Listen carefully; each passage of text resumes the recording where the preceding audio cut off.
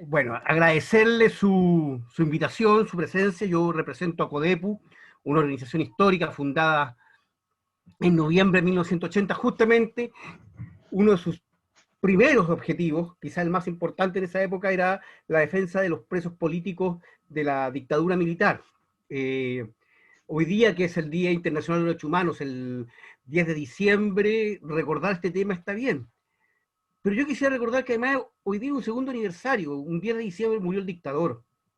Y si bien él murió físicamente, buena parte de su legado, de su obra, se perpetuó en el Chile de la transición, hasta llegar a lo que vivimos hoy día. Y eso no es un tema menor. Hay una continuidad histórica entre la lucha de los viejos presos políticos de ayer, aquel colectivo de presos políticos de los años 91, 92, 93, de las últimas resistencia, digamos, el tema de los presos políticos mapuche y hoy día los presos políticos de la revuelta. Y aquí se pueden ver varios hilos conductores. Voy a tratar de ser lo más breve posible en los aspectos históricos, que es importante recordarlo, eh, porque eso nos da buena, eh, nos hace sentir, nos arroja luces sobre lo que se vivió hoy día, que es no una continuidad histórica, bajo otras circunstancias, de la vieja prisión política del 73. Lo primero que hay que recordar es que, a pesar de ser una de las violaciones a los derechos humanos más masiva, más extendida y más fuerte de la dictadura, y que además era la puerta de entrada a otras violaciones, el tema de los presos políticos fue muy poco visualizado en la época de la dictadura militar y sobre todo de la transición.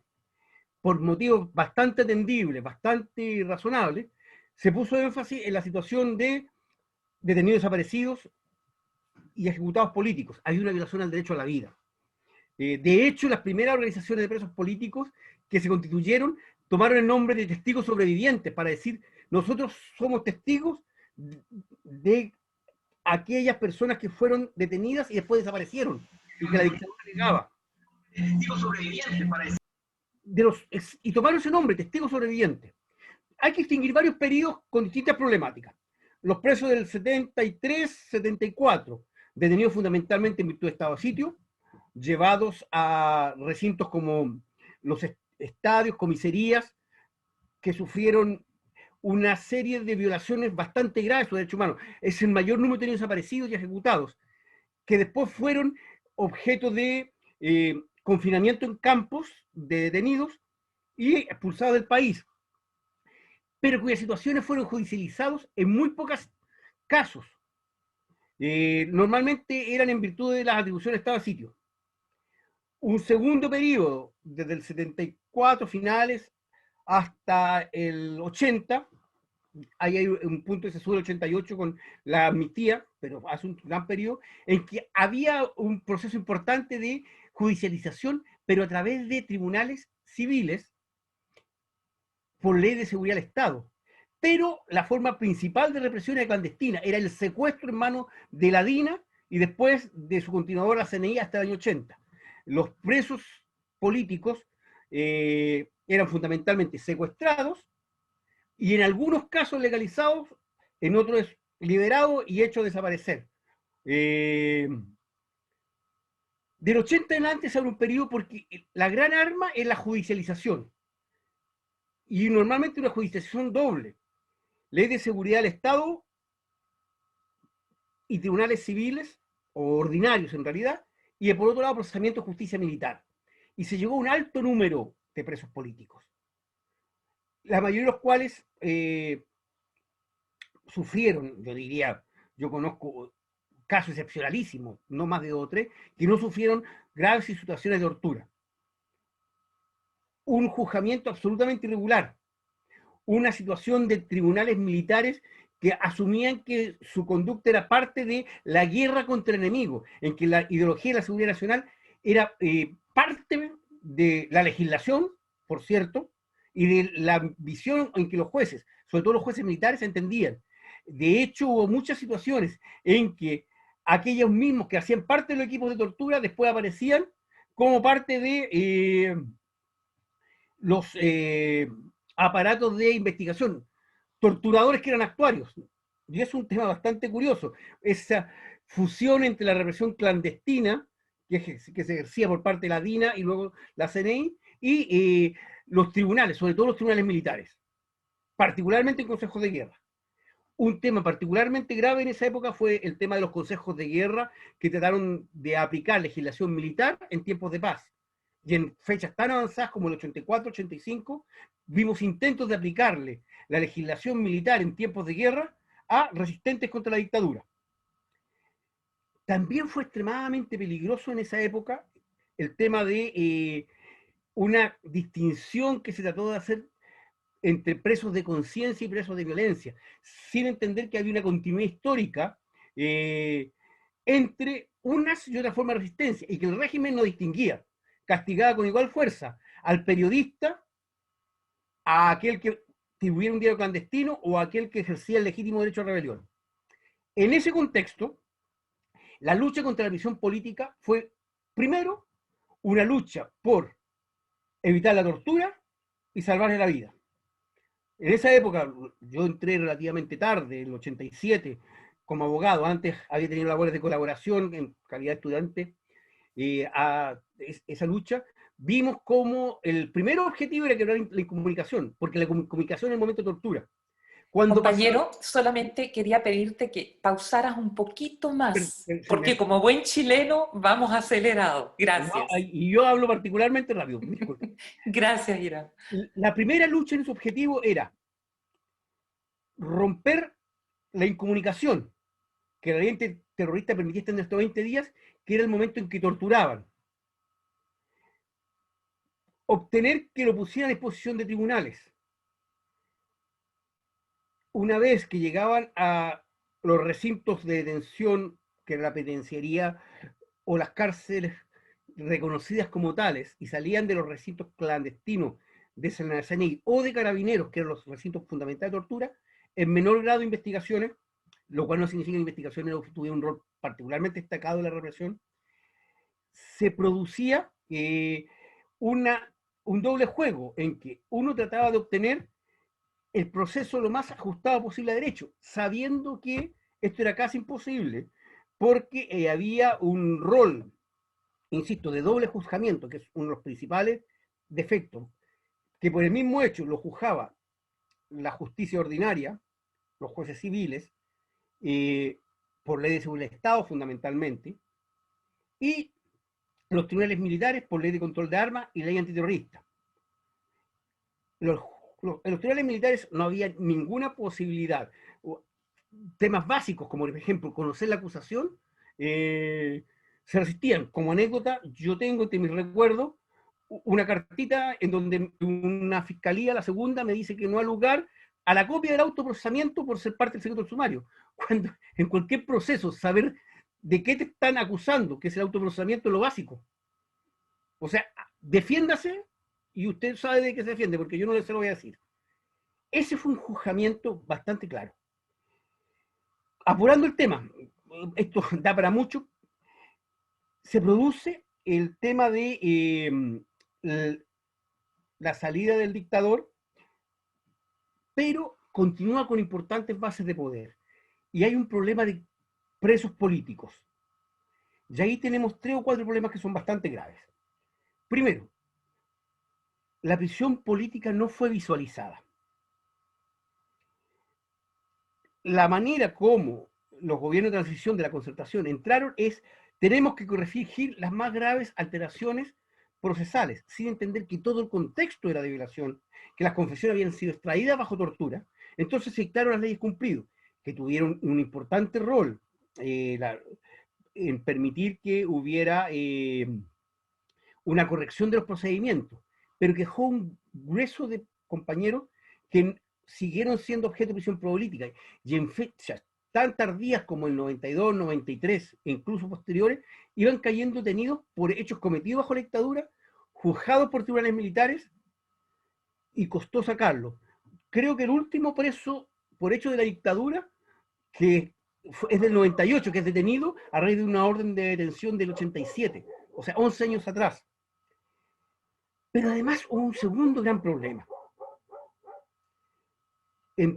No se visualizó que había una deuda de la democracia con respecto a los presos políticos de la dictadura. En términos de la prisión que habían sufrido, en términos de la tortura que habían sufrido, y en términos de reconocimiento social. Pese a lo extendido que había sido la prisión política, insisto, y pese a que la prisión política era la puerta de entrada a todo el resto de las violaciones, o sea, los detenidos desaparecidos primero fueron objeto de detención arbitraria. Los ejecutados políticos, salvo los muertos en falso enfrentamiento, normalmente fueron capturados en un tiempo sometidos a prisión política, a secuestro en realidad, y luego asesinados. Los consejos de guerra, la caravana de la muerte, la aplicación de ley de fuga, casos de secuestro por 2 o 3 días y luego su aparición en calidad de muertos en falsos enfrentamientos. Caso Rojas Galdames o los quemados de las Vizcachas, compañeros que son secuestrados en 3 o 4 puntos, en una fecha tan avanzada como el 84, y ellos aparecer muertos en un falso enfrentamiento. Toda esa situación no fue vista por la transición, no quiso ser vista por la postdictadura, mejor nombre de transición, y por lo tanto se minimizó el tema de los presos políticos. Fue necesario que algunos colectivos de presos, sobrevivientes de Villa Grimaldi, sobrevivientes de Tejas Verdes, sobrevivientes de Laga, sobre todo el núcleo de militares constitucionalistas, presentaran porquerías por tortura. Yo me acuerdo que el ministro del Interior de aquel entonces, cuando supo la presentación de esa querella, dijo, ¿eso quiere decir que cualquier persona que recibe una patada va a presentar una querella? Que denotaba el desconocimiento intencionado de la gravedad de lo que había sido la prisión política y la tortura. La propia referencia que hacemos, estos grupos inicialmente se organizan como testigos sobrevivientes, no como víctimas ellos mismos. Le costó asumir que ellos habían sido objeto de represión, insisto, una de las más extendidas. Esa lucha se da obteniendo, primero, las primeras condenas ridículamente bajas. Yo recuerdo las primeras condenas de 300 días, y era un éxito. Estábamos casi contentos porque por lo menos se había reconocido que era delito, y no habían aplicado la ley de amnistía o no habían aplicado la prescripción, sino que reconocían que era delito. Después se fue acercando a penas un poco más racionales. Se produjo una presión política que llevó a la dictación de aquella ley que convoca a la Comisión Rettig, que califica a las víctimas de tortura. Ya ahí había problemas, pero en un avance.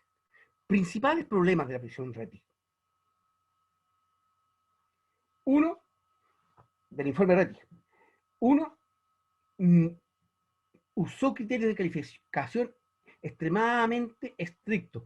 Trasladó el peso de la prueba hacia las personas que estaban presas y que habían estado presas. Segundo, desconoció la gran cantidad de personas que fueron objeto de prisión política en recintos que no eran ni recintos clandestinos, ni comisaría, o sea, ni cárceles, dejando afuera a los presos en comisaría y a los presos en otros lugares, sus propias casas, la famosa ratonera, sitios públicos, la enorme cantidad de personas que fueron detenidas y llevadas, por ejemplo, a canchas de fútbol y retenidos todo un día y objeto de golpizas y torturas graves en el curso de los allanamientos masivos con que la dictadura trató de cercenar las grandes movilizaciones del año 86 en adelante. En todo ese contexto, el tema de prisión política fue cobrando valor, fue cobrando importancia, pero a contrapelo de un sistema político que quería minimizar y disminuir el sufrimiento que habían tenido. Pero por lo menos no se discutió su calidad de presos políticos. El comportamiento del Poder Judicial en esa época es bastante cuestionable, bastante discutible. En los primeros tiempos, ni siquiera cuestionable, discutible, cómplice. Solo en los últimos tiempos empezaron a haber condenas razonables, más o menos, y investigaciones acuciosas sobre lo que había sido la prisión política. Y salieron algunas sentencias importantes con penas adecuadas, como por ejemplo las de Villa Grimaldi del año pasado. En ese sentido, un minuto, es bastante curioso también que el Poder Ejecutivo y del Poder Legislativo no afrontaran con la gravedad que eran. Mantuvieron, y es un absurdo, el estigma de hoy día una persona que fue condenada tiene en su certificado antecedente la condena por hechos de infracción a la ley antiterrorista, infracción a la ley de control de armas, infracción a la ley de seguridad del Estado, y una serie de otros tipos penales asociados a la lucha política, incluso algunos disfrazados de delitos comunes. Casi como absurdo, aquel que le robó el que pisa el carabinero en un ataque a la llama de libertad, o sea, un hecho químicamente político, fue procesado también por maltrato de obra carabinero y robo con violencia.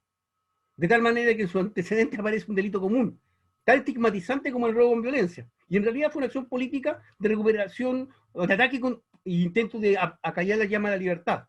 Eso es lo absurdo de la prisión política, de la cual la transición no se hizo cargo. Y como no se hizo cargo, quedaron dadas las semillas para que, producido el tema de la reivindicación nacional del pueblo mapuche, volviera a aparecer el fenómeno de prisión política. Esta vez ya no por justicia militar, por tribunales civiles, fiscales particularmente sesgados en contra del pueblo mapuche. Y fundamentalmente fuerzas de carabineros e investigaciones que siguieron entendiendo que su rol era ser agentes de una política de represión del Estado chileno contra el pueblo mapuche. Y frente al tema de la protesta, aún más. Habrá tiempo de conversar de lo que es la protesta social. De cómo hoy día incluso hay personas que le discuten la calidad de presos políticos a aquellos que abrieron el movimiento a aquella inmensa movilización social que implicó aquellos cambios que hoy día están a la orden del día. Hoy día vemos como la Asamblea Constituyente, como la Constitución, digamos, la Convención Constitucional, como la necesidad de cambios, son un debate generalizado. Quienes permitieron son una gran cantidad de jóvenes que hoy día están presos y que son herederos directos de las luchas contra la dictadura de la época del régimen militar. Aquello que salvó la vida a muchos compañeros fue la presión internacional. Y hoy día lo que va a permitir que el tema de los presos políticos sea visibilizado, también la presión internacional. Por eso una iniciativa como esta es tan importante, porque sin presión internacional va a sentir con las manos libres para tratar a los presos políticos actuales en forma totalmente arbitraria. Muchas gracias, compañeros, y felicitaciones por su iniciativa.